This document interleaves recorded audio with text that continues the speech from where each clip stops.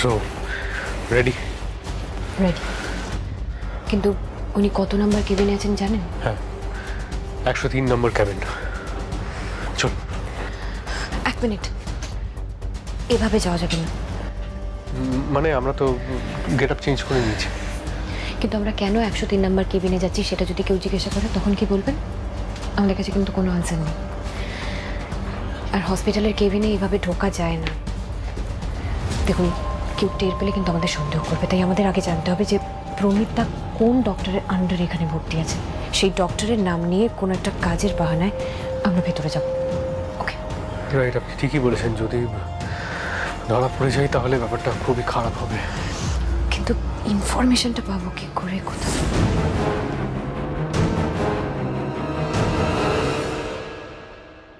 Reception, আমি এক্ষুনি reception থেকে নিয়ে আসি ইনফরমেশনটা। আপনি ওয়েট করুন এখানে।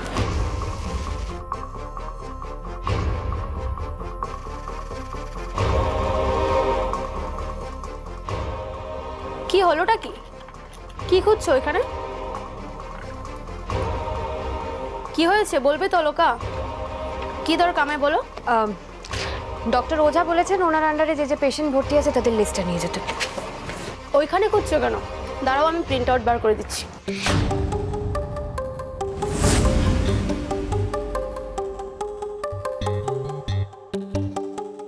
প্রমিতা ডক্টর হাজরার আন্ডারে ভর্তি হয়েছে।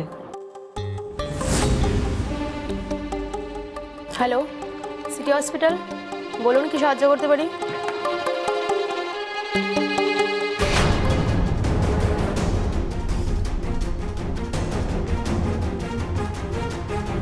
প্রমিতা ডক্টর হাজরার আন্ডারে ভর্তি আছেন।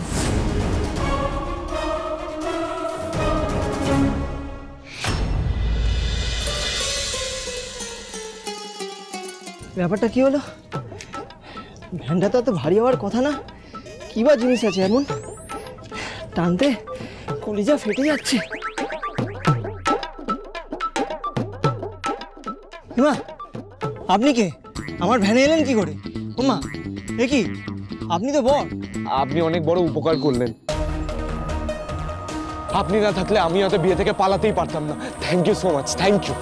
মা, বিয়ের দিন বর পালিয়ে যাবে? তাহলে বিয়ে হবে কি করে? বিয়ে হবে হয়তো, কিন্তু তার আগে এই মুহূর্তে আমার একটা অন্য কাজ আছে। একজনকে উদ্ধার করতে যেতে হবে, আর সেটা বিয়ের থেকে অনেক অনেক বেশি ইম্পর্টেন্ট। এরকম তো সিনেমায় হিরো হিরোইনকে বাঁচাতে চায়। আপনার হিরোইন তো বাড়িতেই আছে, আপনি পালাচ্ছেন কেন?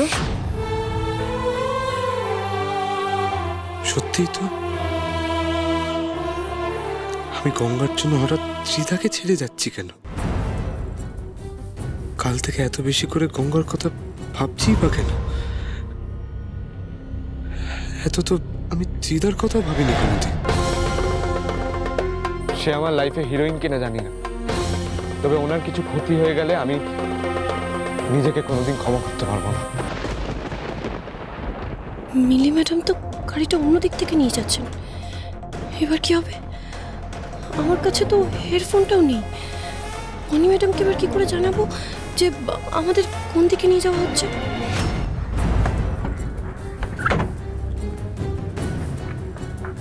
এবার এখান থেকে গঙ্গাদের গাড়িটা কোথায় গেছে সেটা কি করে বুঝবো? আপনারা কিছু একটা আইডিয়া বার করুন, গাড়িটাকে ট্র্যাক করার একটা ব্যবস্থা করুন, কিছু একটা করুন। It's urgent. আমরা এখানে যত লেট করবো গঙ্গার মেয়েগুলোর বিপদ তত বাড়বে। হ্যাঁ ম্যাডাম, কন্ট্রোল রুমে ফোন করছি, সিসিটিভি ফুটেজের অ্যাক্সেস চাইতে। আমি গঙ্গাকে কথা দিয়েছিলাম যে ওর কিচ্ছু হতে দেবো না, ওর কোনো ক্ষতি হতে দেবো না। আজকে যদি গঙ্গার কিছু হয়ে যায় আমি নিজেকে কখনো ক্ষমা করতে পারবো না। শুধুমাত্র আমার কথায় গঙ্গা এত বড় একটা রিস্ক নিতে রাজি হয়েছে। ওদের পরিবারের জন্য এত কিছু করছে। লক্ষ্যের এত কাছে এসে আমি কিছুতেই হেরে যেতে পারবো না, কিছুতেই না। আমিও তোমায় হাঁটতে দেবো না বনিনি।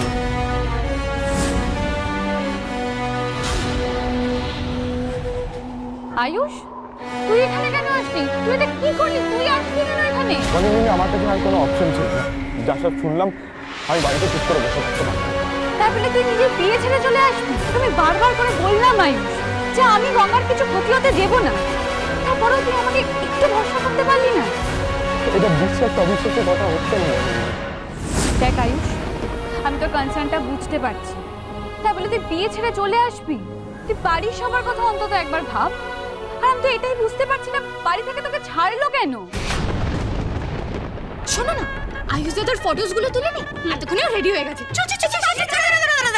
এই মহারানীর দল কোথায় চলে না তো উত্তেজিত হয়ে? আরে বাবা, আমরা ছোট্ট একটা প্রি ওয়েডিং শুট করব বলে আয়ুষ দাদার রুমে যাচ্ছি। এসো এসো। এই দাঁড়াও, এখন একদম ওকে বিরক্ত করবে না। ওর মাথা ধরেছে, ও রেস্ট করছে, ওকে একটু শান্তিতে ঘুমোতে দে বাবা। আর বাবা, এখনই মাথা ব্যথা হতে হলো? এই ফটো ভিডিওটুকু না করলে পরে বিয়ের কোনো মেমোরিজ থাকবে বলো তো? এমনিতে বিয়েটা হঠাৎ করে হয়ে যাচ্ছে। ঠিক আছে, শান্ত হও। এটা নিয়ে চিন্তা করার কোনো কারণ নেই, কারণ এরপর তো বড় করে রিসেপশন হবে, তখন নয় ছবি ভিডিওস তুলে নেবে। আর মা, তুমি আমাকে বলোনি কেন বলো তো আয়ুষের শরীরটা খারাপ করেছে? আমি তো তাহলে ওষুধ দিয়ে আসতাম, ও ঠিক হয়ে যেত তাড়াতাড়ি। হ্যাঁ মানে একটু পরেই তো ছেলেটার বিয়ে, এখন শরীর খারাপ করলে তো মুশকিল। ঠিক বলেছে কিন্তু একদম। আরে তোমরা একটা মাথা ব্যথা নিয়ে এত মাথা ব্যথা করছো কেন? হ্যাঁ, ও রেস্ট নিচ্ছে, বিয়ে তো সেই রাতে অনেক সময় আছে। ও ঘুমোক, নিশ্চিন্তে ঘুমোক, আমি ওকে তুলে দেবো সময়। আরে সামনে তোকে কি বলবো আমি বুঝতে পারছি না। তুই নিজের বিয়ে ছেড়ে চলে এলি গঙ্গাকে বাঁচাতে, কেন?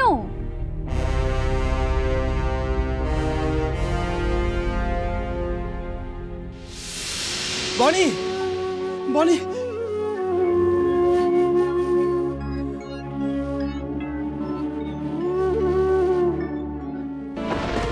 গঙ্গার জন্য ছেলেটা এক মুহূর্তে নিজের বিয়ে ছেড়ে চলে এলো। তাহলে কি আয়ুষ মনে মনে গঙ্গাকে ভালোবাসে? কিছু শুনতে পাচ্ছেন, বুঝতে পারছেন? কিছু তো তেমন শুনতে পাচ্ছি না। প্রবীণবাবু কারোর সাথে একটা কথা বলছেন, ভেতরে কি কেউ আছে নাকি ফোনে কথা বলছে বলুন তো? তাই জানি না, তবে এটা আমি শিওর যে প্রবীণবাবুর এই পুরোটাই সাজানো নাটক। ওনার কিচ্ছু হয়নি, উনি সুস্থ রয়েছেন। ওনার প্রথম পক্ষে স্ত্রী সুজাতা দেবী ঠিকই বলেছিলেন, প্রবীণবাবু সবটাই ওনার একটা ষড়যন্ত্র, যেটা আজ এখানে আমার হাতে শেষ হবে।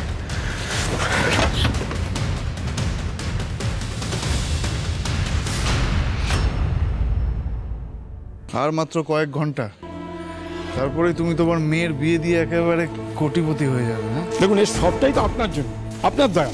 আমার দয়ায় তার থেকেও বড় হলো তোমার ভাগ্য। নাহলে ভাবো, আমি তোমাকে কত কথা বলি, মাথা মোটা বলি, কিন্তু তোমার কপালটা খুব চকচকে। এরকম চকচকে কপাল না হলে কেউ কি আর কেয়ারটেকার থেকে রাতারাতি কোটিপতি হয়ে যেতে পারে? স্যার স্যার একটা কথা বলি স্যার। বলো। বলছি দেখুন, ওই কেয়ারটেকার আর কোটিপতি দুটোই কিন্তু ক দিয়ে শুরু। আর দেখুন তাতে কি বোঝা গেল, তার মানে হিনটা কিন্তু শুরু থেকেই ছিল। কি বলেন? যাকগে, ঠিকই বলেছো, কিন্তু আমার অনেক কাজ আছে, আমাকে এখন বেরোতে হবে। সো সায়োনারা। বিয়ে হয়ে গেলে গুড নিউজটা দেওয়ার জন্য কিন্তু আমাকে কল করো। অবশ্যই স্যার। কি বলছে কিছুই তো শুনতে পাচ্ছি না, আর কার সাথে কথা বলছেন সেটা তো জানার দেখার উপায় নেই। প্লিজ এত ধৈর্য হবে না, একটু ধৈর্য রাখো। Please, I just can't keep calm. কি ব্যাপার, তোমরা এখানে কি করছো? ডক্টর হাজরা আমাদের এখানে আসতে বলেছেন স্যার। ডক্টর হাজরা এখানে আসতে বলেছেন? কিন্তু কেন? আসলে পেশেন্টের একটা টেস্ট করাতে হবে, একটা সিটি স্ক্যান দরকার, তাই ওনাকে নিয়ে যেতে হবে। এখন এই সময়? আচ্ছা ঠিক আছে, বলেছেন যখন যাও, কিন্তু পেশেন্টকে খুব সাবধানে নিয়ে যাবে, কেমন?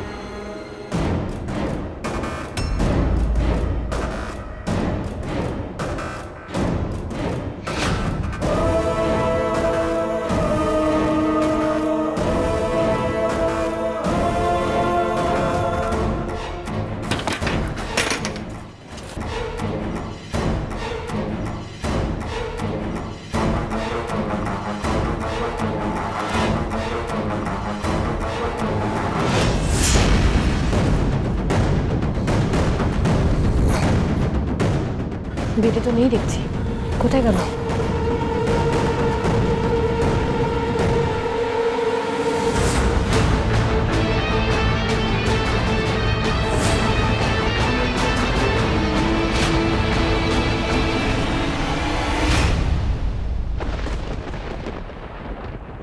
স্নেহা সুইসাইড অ্যাটেম্প করেছে। গঙ্গা ছাড়া বাকি মেয়েদেরকে অন্য গাড়িতে করে পাচার করাবে, আর গঙ্গাকে আমি নিজে নিয়ে যাব। ওই কথায় আছে না যে কাচের ঘরে থেকে কখনো অন্যের ঘরে ঢিল মারতে নেই, আর আপনি সেটাই করলেন। কারণ এরপর থেকে আপনার বাড়ি, আপনার ব্যবসা, আপনার সাধের কলেজ কোনোটাই আর থাকবে না।